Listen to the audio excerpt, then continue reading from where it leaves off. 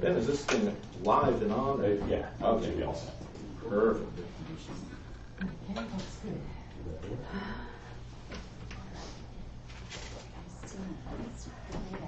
I want to talk this morning and see if we can get through 2 chapters. I think we should. We're closing the 2 if my notes are correct.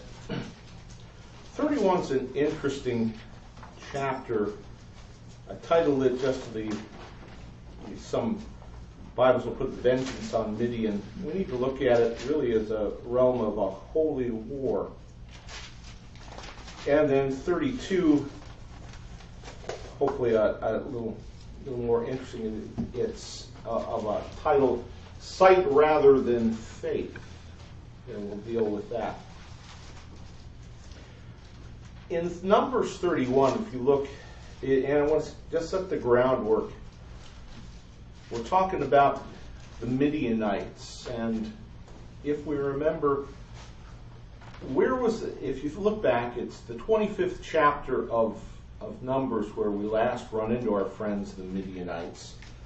And if you remember what happened there, it was a point where Balaam had, through the oracles, God had, the king of Midian, cursed them, and Balaam would continue to come up and not do that. But afterwards, we see that at the end of the day, Balaam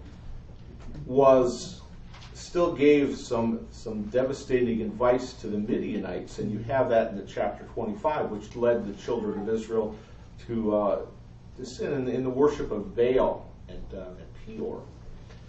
So you have in Numbers 31 at the beginning, and I call this really kind of a holy war. And I think you can say that because if you start at the beginning of Numbers 31, it says, the Lord spoke to Moses, saying, avenge the people of Israel on the Midianites. Afterwards you shall be gathered to your people. So we can see, first of all, as God's talking to Moses, he's saying this is coming to the end of Moses' life. So Moses spoke to the people, saying, arm men from among you for the war, that they may go against Midian to execute the Lord's vengeance on Midian. So as you frame this up, this is not something in the beginning that the children of Israel kind of buckled up and said. This was a specific direction from Jehovah to go and deal. And it says there, it says to execute the Lord's vengeance.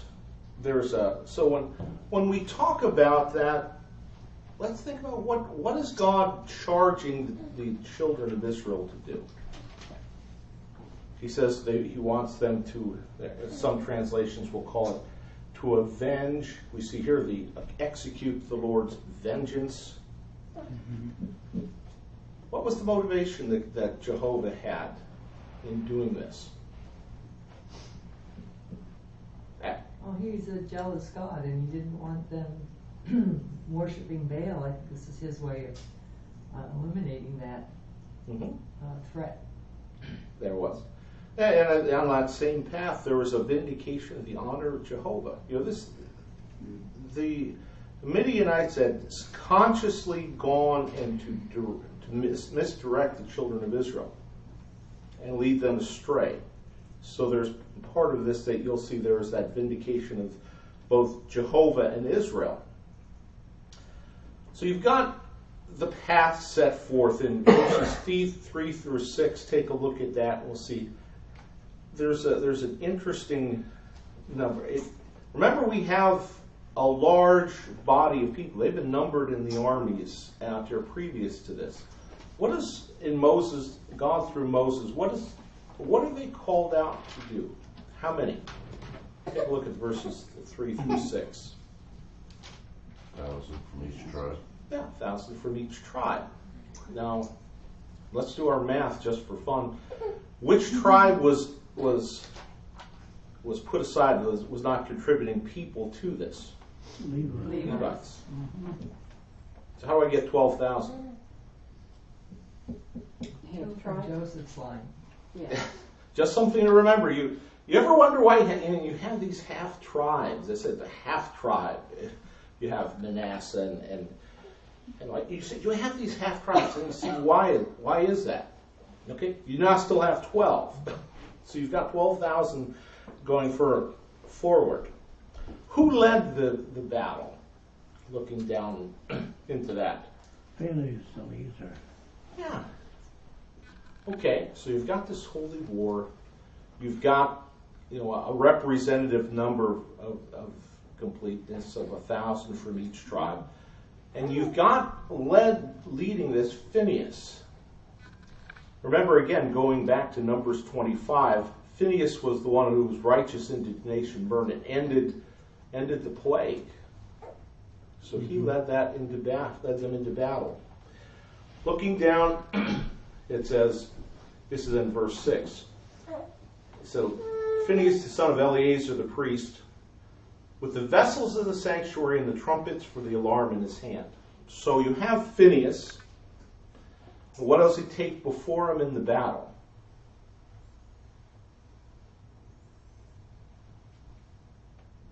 Trumpets.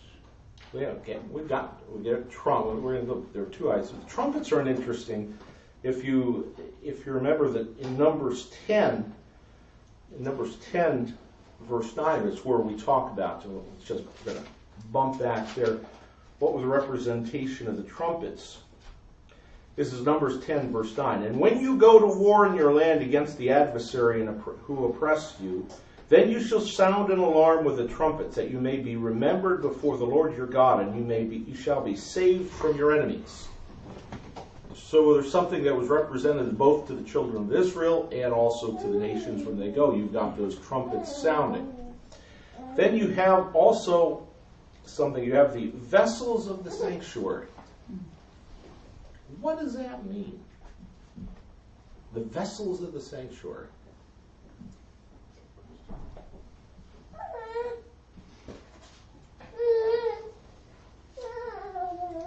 I will tell you, theologians will back this one around back and forth. What would be the most obvious, the thing that might come to mind first? The Ark of Yeah, it is. That's quite often you'll get folks who say that's the Ark of the Covenant, because we see that being done in other battles. Why did they say that? Because Moses didn't want to write it. He's just a crank. I don't know. God is, but you have the vessels there. So now you have the leading. You've got the structure of this holy war to bring vengeance. You've got God who's assembled a representative army of 12,000 being led by Phineas with the trumpets sounding as they were directed. So you have who's leading the battle. Again, there's a marvelous representation. Who's leading the battle? The Lord. The Lord's leading the battle. So this is just, God uses these illustrations so marvelously as you go forward.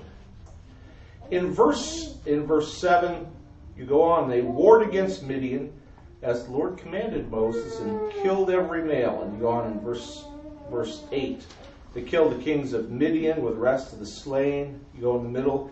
Then you have our friend Balaam. Balaam the son of Peor with the sword. Mm-hmm. So, regardless of what had gone on, Balaam, God put his just punishment on Balaam through this battle. There's something, if you think about, you're conquering kingdoms, and you're doing so with a small representative number of the warriors of Israel, being led in battle forward by the Lord. So you've got every male killed.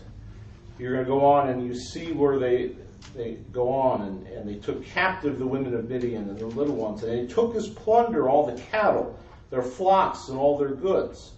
And all the cities and the places where they lived and all the encampments they burned with fire and took all the spoil and all the plunder, both man and of beast. So you have now the battle, and if you look back, we'll jump a little bit ahead. If you see what they took, and let's just have represented the animals in the verse 32. Now the plunder remaining of the spoil of the army was about 675,000 sheep, 72,000 cattle, 61,000 donkeys, and 32,000 persons and all women who had not known man by lying with him. So you have, now think about, this is a big crowd, and it's interesting, again, you go back to your wizened heads who will read this, they struggle with the numbers. And I think they struggle because they're looking, how could this small group conquer this large group and take this much stuff?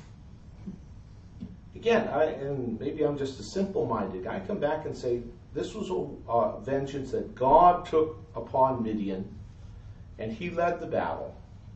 And they took that, what went forward. So they did, and the important point, as they warred in verse 7, they warred against Midian as the Lord commanded Moses. Now think about the difference that you had in this generation. Remember, the first generation led out of Egypt, came back, they were set before they go to the first battle, and they, after the spies went out, how did that first generation react? They said what? And you go, do it.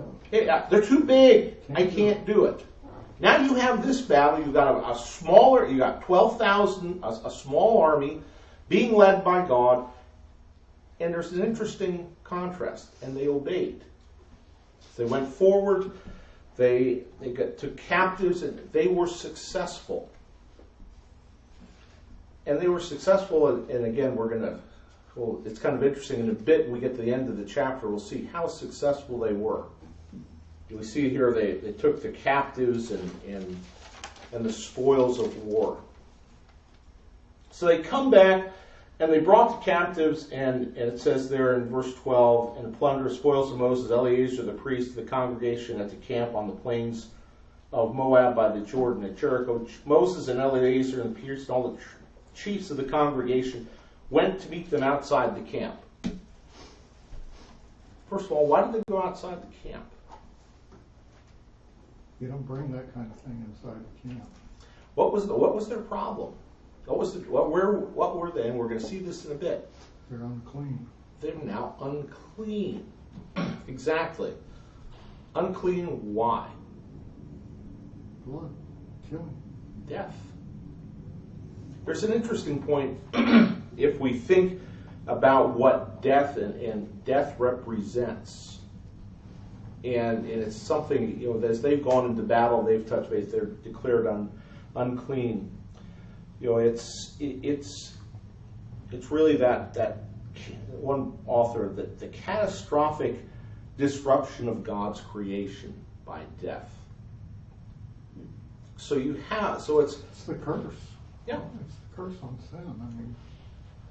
So it's something, sometimes we talk about it, we think about why are they unclean. Let's bring it back to what it really means. So that's why you see off in the Old Testament with the rules there. You touch a dead body, you've got a whole rite of purification going forward.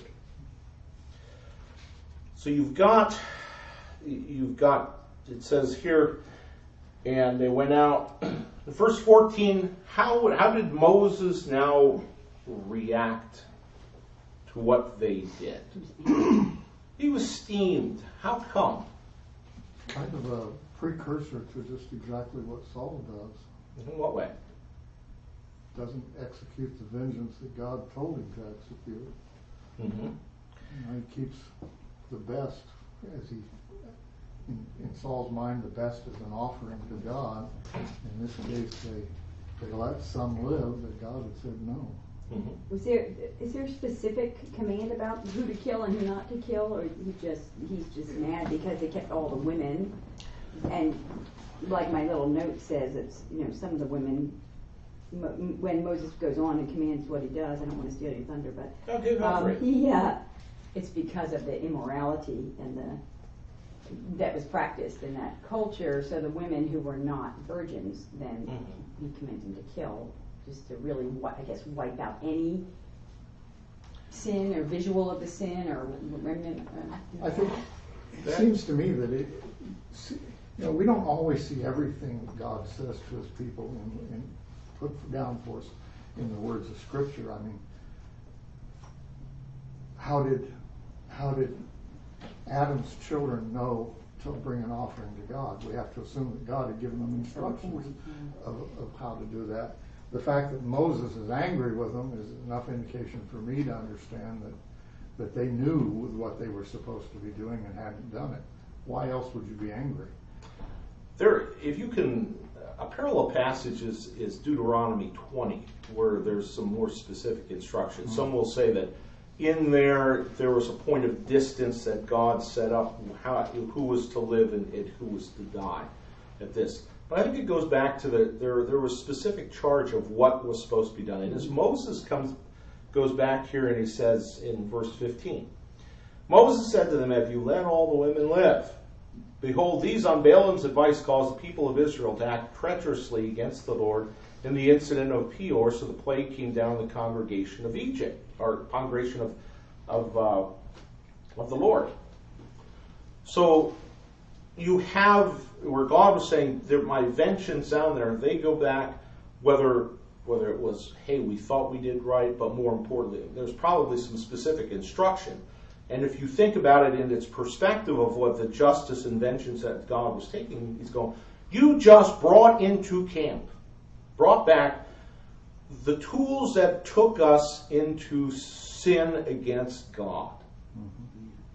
What are you thinking? What are you thinking? So now the other question is, Well, they were probably thinking, These ladies are pretty good. these are the quote-unquote innocents. Is that what we would say today? Absolutely. Women Moses, and children. Women and Moses children. commands, kill every male child. We would have said, well, these are the innocents. You don't wreak vengeance on them.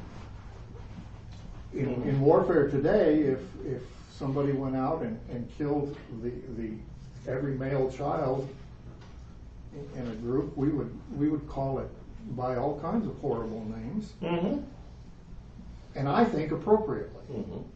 There's a huge difference that's going on in the scriptures that makes, to me, makes all the difference in the world. Well, it's keeping that line from rising up again, though, too, when they kill all the men. That's the other part of that. Males. That was, I think, the other part of what we saw in that.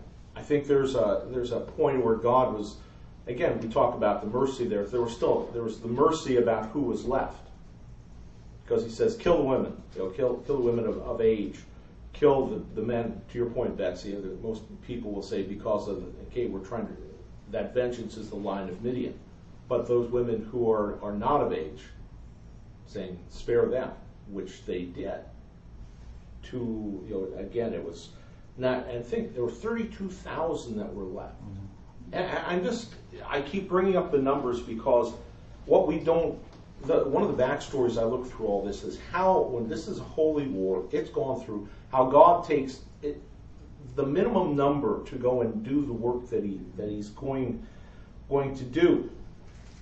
But there is a point of, and there's an interesting point. Okay, how does representation of how God views sin? I mean, this is also a tremendous illustration of how about the judgment of God against sin, and it's pretty stern and it's pretty strong. And if you think what is now being taught to the nation of Israel, it's saying the consequence of walking and rebelling after Jehovah is serious, it's strict, it's tough. It's not just, boys will be boys, we'll all get along. I think there's part of that goes forward.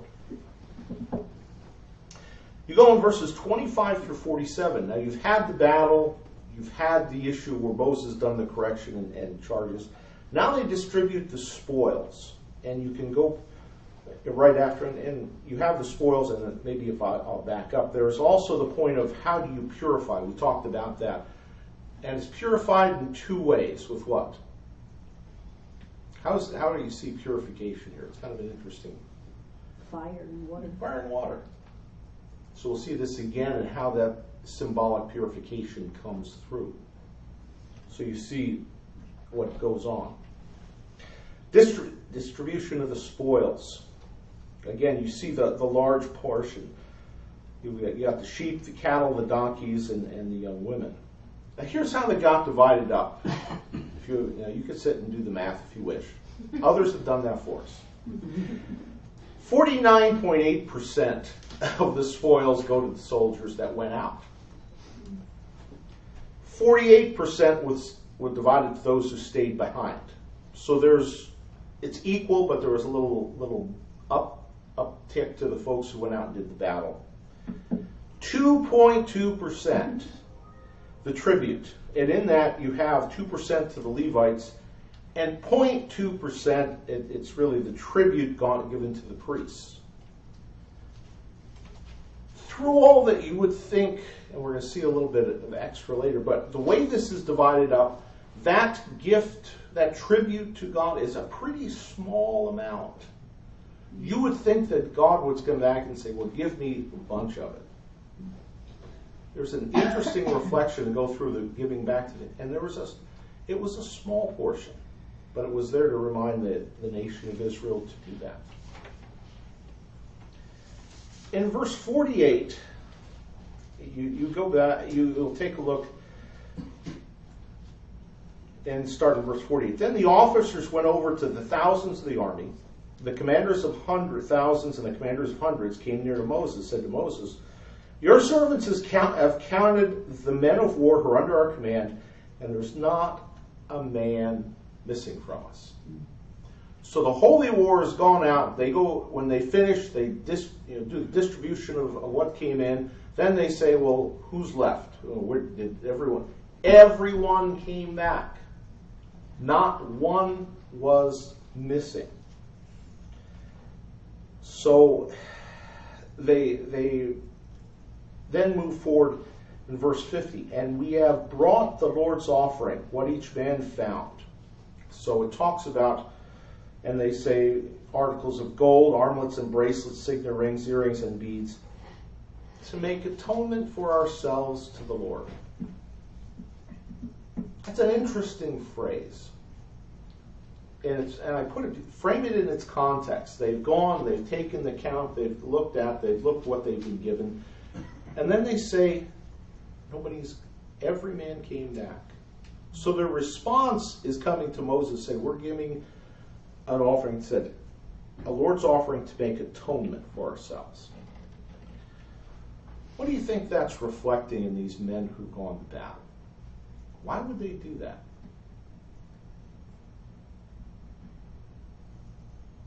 Do they admit maybe that they didn't kill those women? Is that, I mean, atonement is sort of different than we're thankful that we didn't lose anybody. Some will say, and some commentators will try to tie this up in saying that in doing the counting, there was a point of atonement because they shouldn't have done the census. In fact, that's pretty weak argument. I would give you this thought bounce around. The atonement was saying they knew full well that going into battle, that men were going to die. You go into battle, you always know that not everyone's coming back. And there's this recognition, again, if we think about what this battle was, it was a holy war where God was eradicating sin. And these fellows were painfully aware of what had gone on in the camp. The punishment that was there in chapter 25, where the plague had come through and men and people in mass had died in a short period of time. There's a reflection. They knew in coming back to the camp, they were legitimately put forth and should have had that level of punishment against sin. So there's that reflection of the atonement, that gift of what God had spared them. So I think that's more of the idea of, and when we talk about an atonement, that gift given for that replacement of where they should have been, that death that they should have had to pay. And it's an interesting, they brought it, and it says, if you calculate it, others will say they brought about 600 pounds of gold in that. And then it says in verse 34, and Moses and Eleazar the priest received the gold from the commanders of thousands and hundreds and brought it into the tent of meeting as a memorial for the people of Israel before the Lord. So there's that example that was set, a marvelous illustration that was there for all the people. Now you go from chapter 31, which was, you've got this holy war. They go to chapter 32. I just want to read, I'm going to shift gears in this.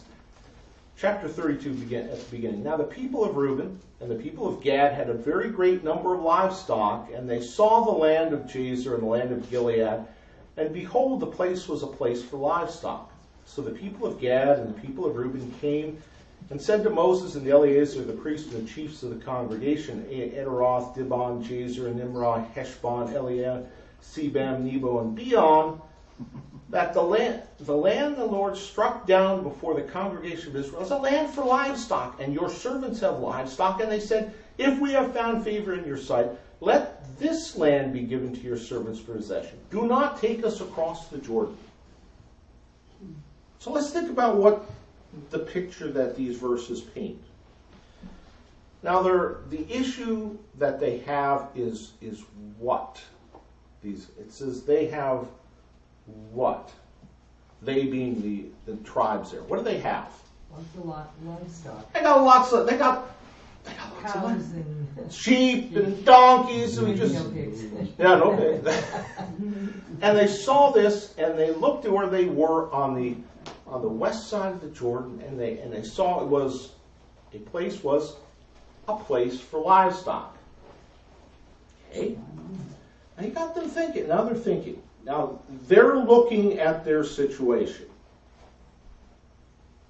They're using their marvelous little minds to see how they can do this. They're looking at the other tribes, and they're going, And other reports that this was a marvelous land. It was well suited for what they're talking about. So they come to the leaders of Israel, and I love the phrase here, they said, this is the land the Lord struck down before the congregation of Israel. So they said, God conquered this land, therefore, why don't we just stay here? What was the flaw in their logic? It wasn't where they were commanded to go. That's that simple. Yeah. It was, if you think, they had gone through all this time saying, go over to the promised land. This is where you're going. And if you see what's missing in this description, it says there, they saw, they thought, they came.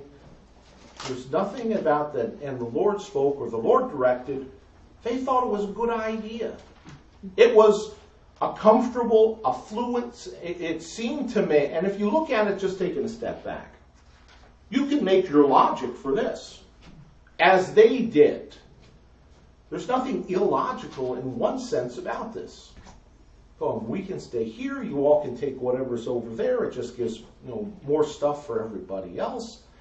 What's the other side of this that we're about to see? If they're saying, we're going to stay behind. We're not going to help you. Y'all, let us know how it turns out. Go into battle. And one author is, they're choosing their inheritance by their possessions rather than their obedience to God's word of how they're to possess the promised land. So they've jumped ahead. They've chosen by sight, not by faith in following after the direction of what God had to say. So now, how did Moses respond? And just going to, Moses' attitude to these folks were, let's jump here to verse 14. And behold, you have risen in your father's place, a brood of sinful men, to increase still the more the fierce anger of the Lord against Israel. Moses wasn't happy at this point by any means, and he responded in a couple of different ways. Verse 6, Moses said, shall your brothers go to the war, while you sit here? It is their desire for comfort. The first thing. Most of them, and think about what's going on. You think we're going to sit here and we're going to go off to the battle and you're going to sit here and do this? Roll in verse 7. Why will you discourage the heart of the people of Israel from going over into the land the Lord had given them? Your fathers did this when I sent them from Kadesh Barnea to see the land. Again, he's now about to go in and remind them of what went on. He said, remember what happened when you took your sight. And that's where the previous generation went back, spied the land, said what went on. And their negative response dampened the whole direction of where Israel went. And he talks about where it had. This is what happened. In essence, do you want this over to go on? In verse 13, for if you turn away from following, again, you've got to see that turn away. Your impact on the rest of Israel. There's that impact of affluence. And I love it. I was reading one guy, and he said, this is an example of the impact of affluence. How this is a comfortable way. And how that would impact the rest of Israel. And we think about what it does, and let's just take, again, the comfort, how does our attitude impact the rest of the church, the rest of a body of Christians? Moses is pointing out something that I think is very telling, reminding people that you don't live in a vacuum. You impact the body that you're in. Those you've been in, and we encourage one another, we direct one another, we challenge one another. We take this body and what Moses said, you're going to go off and do this. There's the negative aspect of what you're going to do to the rest of this nation by taking this into your own hands. And the last point is verse 15. If you turn away from following him, he will again abandon them in the wilderness, and you will destroy all the people. The root that Moses points up to them is unbelief. He said, if you turn away from following him, following Jehovah, because that's in essence, he says, this is what you're doing. You're now, by doing this, bringing this before us, in rebellion against God himself. You think you're turning away from God's provision, what he designs is best. They were people that wanted to live in their possessions. In essence, it can't get any better than this. They're looking at it, can't get any better than this. This is okay. God, I understand what God said. We're supposed to go over and do this, and it could be fine, but what I see here is pretty good. I'm ready to settle for this. So it's okay. Isn't that the way we always are, though? We can always find reasons why we should do the thing that we think we want to do. Mm-hmm. We find justifications for them. Yeah. We're no different from them. No, this is why I think this is so telling. This is they're abandoning God's promise to the second-rate alternative. And it's easy for us to do. I read a quote, and I was going to bring it and forgot the book from C.S. Lewis, who said, and I'll rephrase. He said, this is kind of like the child in a slum playing in the mud paddy, mud puddle, and that child saying it's the best they can do. Someone says, "Hey, let's go to the beach. It's marvelous there. You can see things you've never gone." And the child goes, "No, but this is great. I love playing in the mud. It doesn't get any better than playing in the mud." That's what we so easily do when we turn and live by sight rather than faith. And it's interesting to me that God lets them, ultimately. And it sets up problems that go on for generations. I mean, much later in the history of Israel, there'll be almost warfare between the two groups because of things. Well, but here's the other part about that. That you can hold that because Joshua 22, I think, is where we're going. The other side of this is how do they respond? How does this group respond? Now that they're confronted with what they're going to do, They right away agree that is a good idea. We didn't mean, if they kind of are saying, we didn't mean to just cut ourselves off from you necessarily. We wanted to. I mean, it's, in a way, is it backpedaling or is it, gee, we never thought of that? and it's a legitimate point. It's, you read this, and the best that, well, let's see what they respond and see how they do, and then you make your judgment from the scriptures. They respond as they're challenged with Moses. And there's a part of this that's encouraging, rather than we see in other places where they're confronted by Moses and the children of Israel will go, I don't care, we aren't doing it. They go, well, wait a minute, well, let's think about this. They said, we'll build sheepfolds here for our livestock and cities for our little ones, but we will take up arms, ready to go before the people of Israel until we have brought them to their place. And our little ones shall live in the fortified cities because of the inhabitants of the land. Will not return to our homes until each of the people of Israel had gained his inheritance.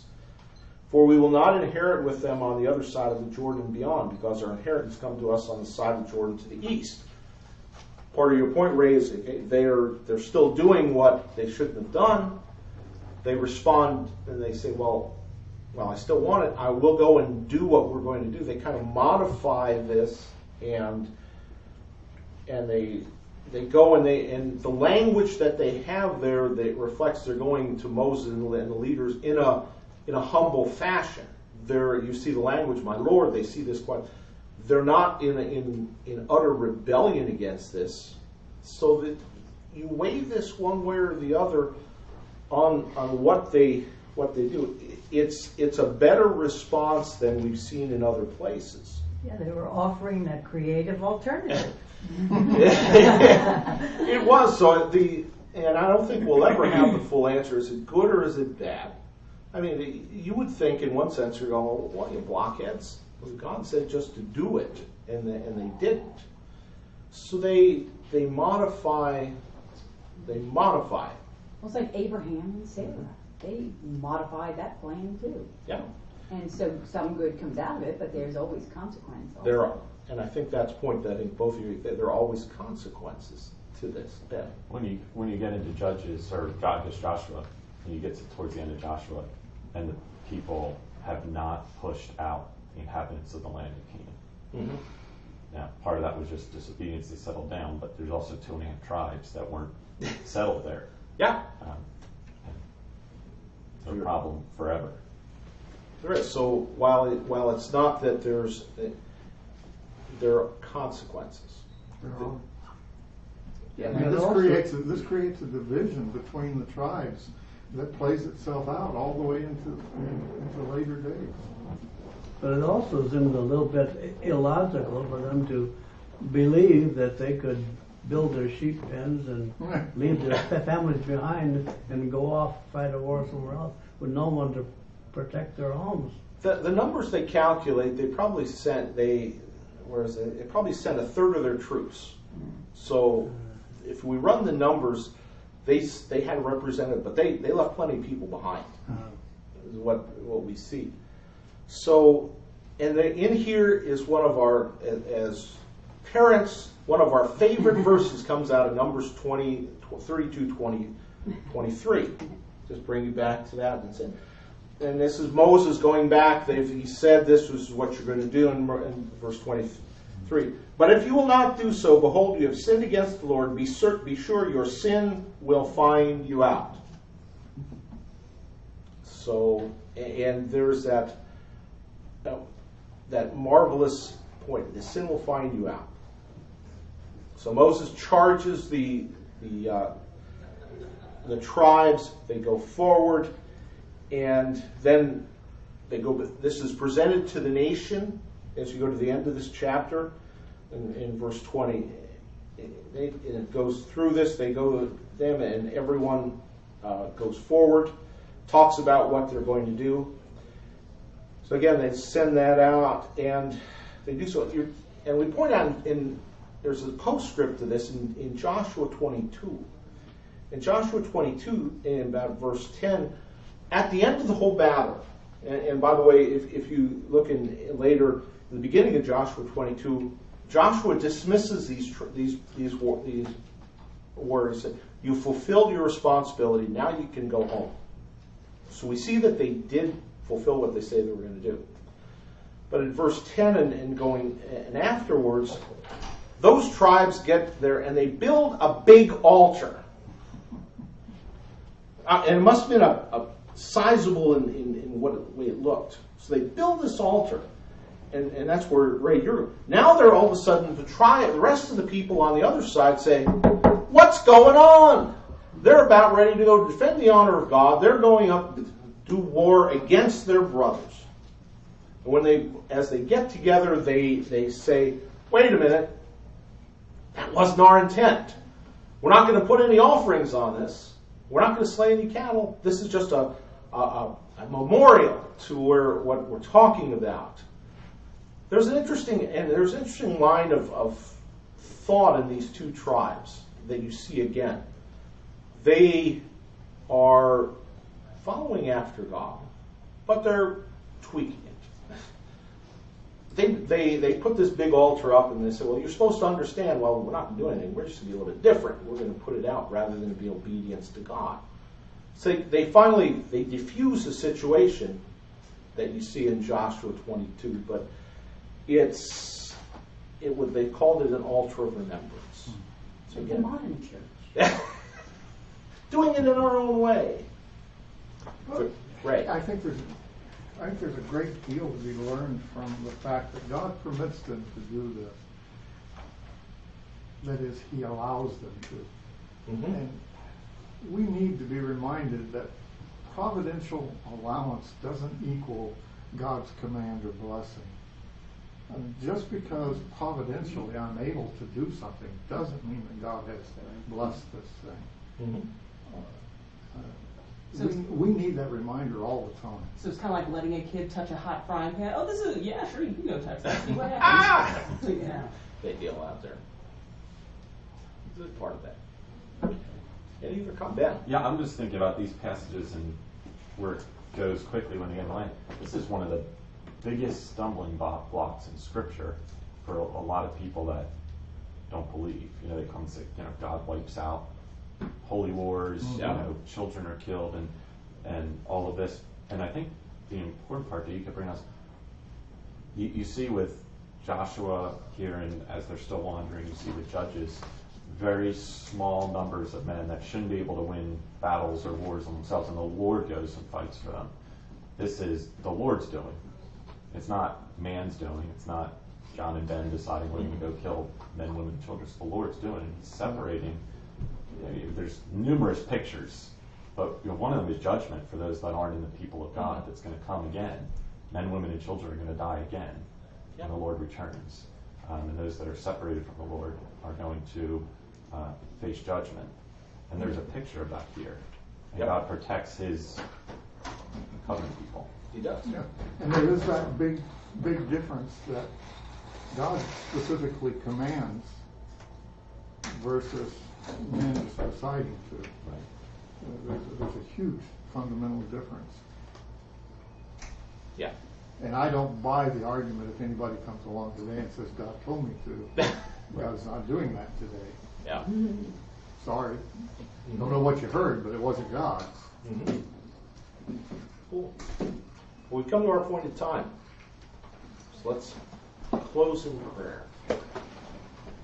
Our God, as we open your word, we always marvel at the fact you can get into parts of the back of a book of like Numbers and see what there is to feed us, your people, why you've put it there, why you've preserved it.